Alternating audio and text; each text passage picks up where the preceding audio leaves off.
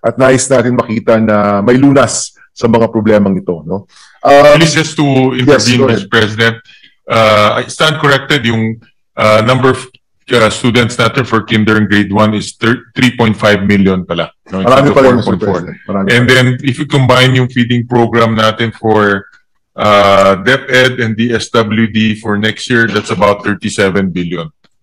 So, significant amount rin. Yes, Mr. President. Mr. President, let me go to K-12, no? Kasi nabanggit na, no? May I know again the official position of DepEd with regard to grade 11 and grade 12?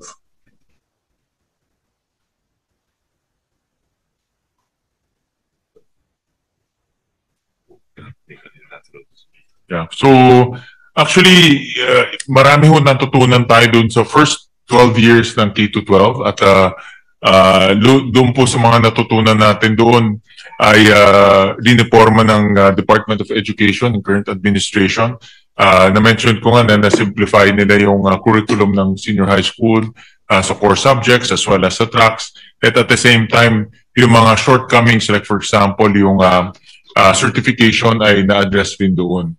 So ito po ay pinapatupad na ngayon through a pilot program, but the department aims to fully roll it out by 2027. Of course, itong pilot is aimed to further improve the new curriculum para makita ng ating mga pamilya yung value. Yeah, and isa rin sa mga reforma is to inasabi ni Senator Joel na to strengthen yung linkage between industry and the senior high school program. And again, Mr. President, tama po kayo, batas po ito. So DepEd can't just yes, correct. decide not to implement it. It's really up to us. Correct. Correct. And on the side, I gave a commitment to Senator Estrada that we'll hear his bill. Although marami pong bills with regard to grade 11 and grade 12, may mga ibang nag-abolish, pero marami ring nagre-reforma, no, dito po sa sistemang ito. Just for the record, ang pakiwari ko po dyan, the stress point with grade 11, grade 12 is that the promise of grade 11, grade 12 isn't met with many of our students. Yung pangako na hindi ka nag-college or hindi ka nag-tertiary, nagdan-academic track ka and you're already employable pag graduate mo ng grade 12. It's not happening, no? So, ang nangyayari po, mas maraming pumapasok sa tertiary. In fact, in the latest reports of EDCOM, ang taas ng ating pag-a-apply sa tertiary more than other countries. In fact, that's probably the only metric na mas mataas tayo sa ibang mga bansa, yung pag-apply sa tertiary at yung pag-graduate ng tertiary, no?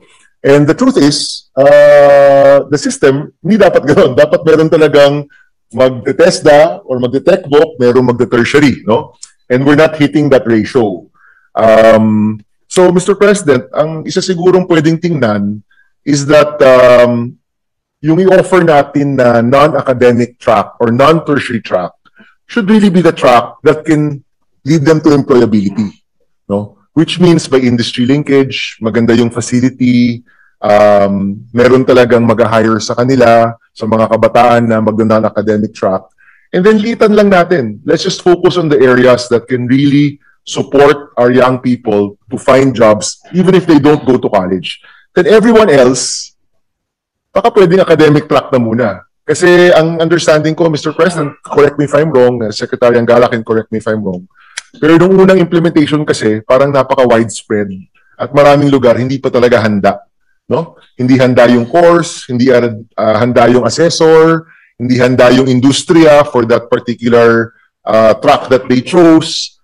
In the end, hindi sila nag-academic track and yet nakapagtapos sila ng grade 12, wala pa rin silang trabaho, no? So, maybe, not that we can do a pilot. I think Senator Cayetano said na baka pwede tayong mag-pilot na hanggang grade 10 lang. I don't think the law allows for that. Pero baka pwede po na meron talaga tayong areas of excellence where sigurado tayo na kung magna-non-academic track ka, malaki yung chance na makakapagtrabaho ka in the chosen field that you chose, while everybody else gets the academic track. Kasi mukhang doon naman po papunta rin yung mga kabataan natin. And then, as we develop more areas where they can be assured of jobs in the non-academic track, nagko-convert tayo ng mga eskwelahan. Maybe, Mr. President, we can work on that, or we'd love to work with you on that. But I would agree with some of our colleagues that it's high time we face up to the issues, and let's try to, find solutions together, Mr. President. And on top of that, Mr. President, yun nga isang proposal, and we did some, nung chairman ako ng Basic Education Committee, pinag-aralan din namin yung redundant general education subjects in college. No, so may isa ring pwedeng tignan dahil nauulit lang yung tinuturo sa senior high school and then yung pagdating sa college. So yun din isang source of dissatisfaction ng ating mga pamilya. So dapat tignan rin natin yan para maging seamless from senior high school all the way to higher education. Maybe, Mr. President, anyway, CHED is coming after this. We've discussed this in EDCOM before. Baka pwede tayo mag-pilot ng 2 years na college course, or 2.5 years, or 3 years. Maybe that's something that we can, 3 daw po from the, may phone a friend from the back na 3 years. Baka we can pilot with some state universities a 3-year course. No? And yun din po ang promise ng K-12 in the past na with the added senior high school, mas maikli yung higher education. No? So yun din isang bagay na hindi nakita. At nakita rin namin sa EDCOM na marami talagang redundant. No? Sayang yung oras ng bata, sayang rin yung pera sa pagbabayad ng tuition fee. Alright, Mr. Chairman, I'd like to thank you again for not only your patience, Mr. Chairman, but for really supporting this education budget. Alam ko po na matagal nyo rin pinangarap na magkaroon ng budget na ganito, so we'd like to congratulate you. And of course, to our good friend, Secretary Angara, mabigat po yung laban, but we're here supporting you every step of the way. To the DepEd family, di pa naman magandang umaga, magandang gabi po sa inyong lahat. And we're here to support. Ito pong budget na to, ito po yung simula, no? Hopefully, it can be a fresh start for our educational system. At basta pinagtutulungan po natin para sa ating kabataan, I'm sure maaabot po natin yung pangarap natin para sa kabataan. Maraming salamat po. Thank you very much, Mr. President. Senator Bamen, thank you for providing the leadership in the Basic Education Committee. Nakita ko yung proactive stance nyo pagdating sa implementation para hindi masayang naman tong education budget natin dahil at the end, yung implementation ang importante. So maraming salamat po. Majority Leader. Yes, Mr. President, next to interpret our Deputy Majority Leader, Senator Rizzo Tiveros. I move the chief. Senator Rizzo Tiveros, recognized.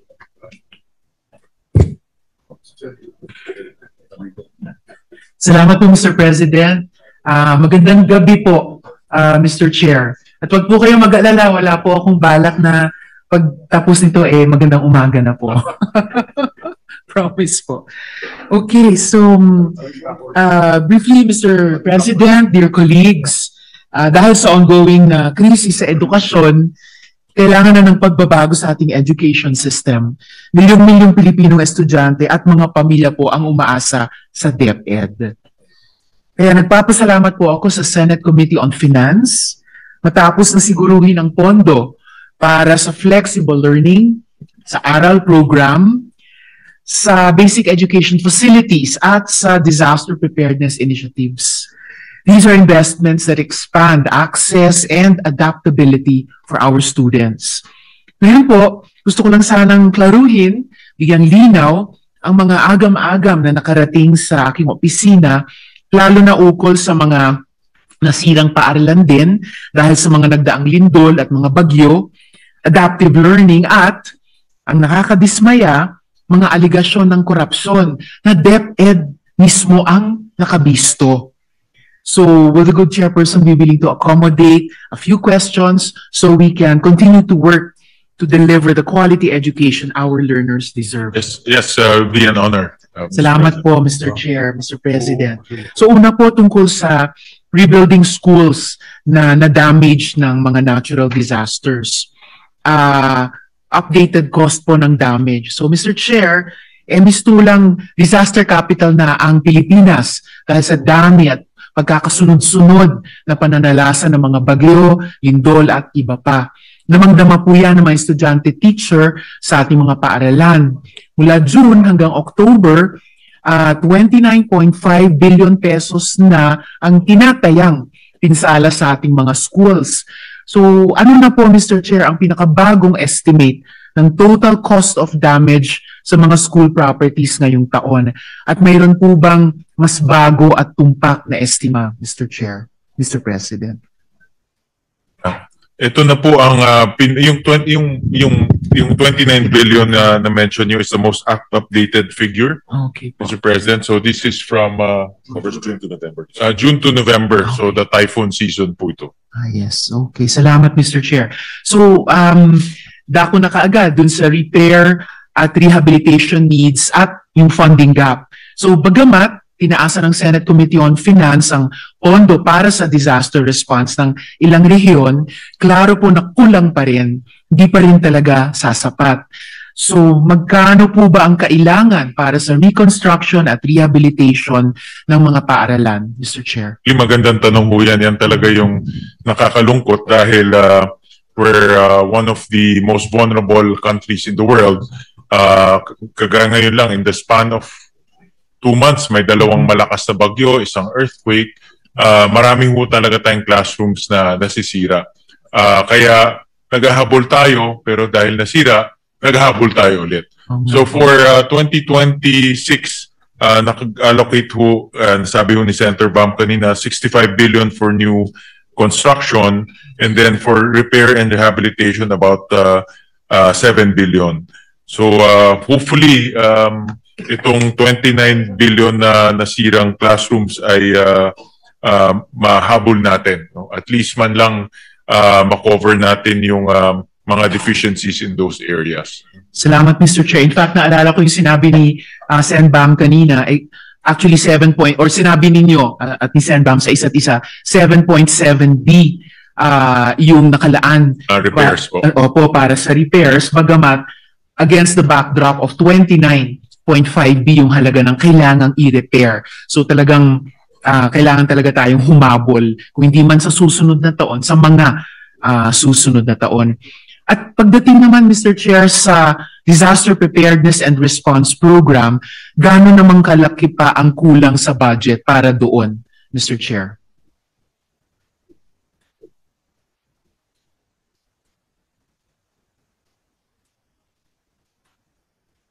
I was asking kasi nakita ko po sa GAA 2025 may 6.1 billion for repairs. But I was told na nagamit na rin lahat. No? So wala na talaga. If there are succeeding typhoons, they're predicting 2 or 3 more. Yeah. So internally nagre-realign sila ng pondo. But definitely ano ho tayo talagang deficit if you include the typhoons. No? Oo nga po. So again, another part of the catch-up plan. Yeah, Opo, correct, para correct lang ibalik ang mga school buildings, classrooms sa dating capacity. Bukod pa sa paghabol sa kulang pa on top of that. So dako na po ako, Mr. Chair, sa transition plan para naman sa displaced learners. So dahil nga po sa mga pinsala ng Bagyong Tino at iba pa, may mga batang napipilitang mag-aral sa ilalim ng puno. May isa tayong kulig na binanggitin yan kanina. I think it was maybe Senator Joel. Paano po yung transition plan para sa lahat ng learners na apektado ng mga bagyo at pati ng lindol, Mr. Chair?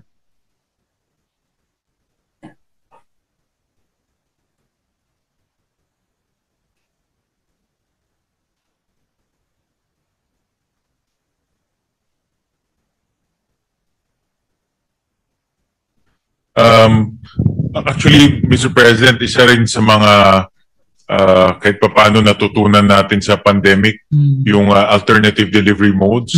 So ngayon, actually kahit na may bagyo, pwede pong mag-aral yung bata sa bahay, or po, kung yung classroom po ay nasira, pwede po sila mag-aral sa bahay.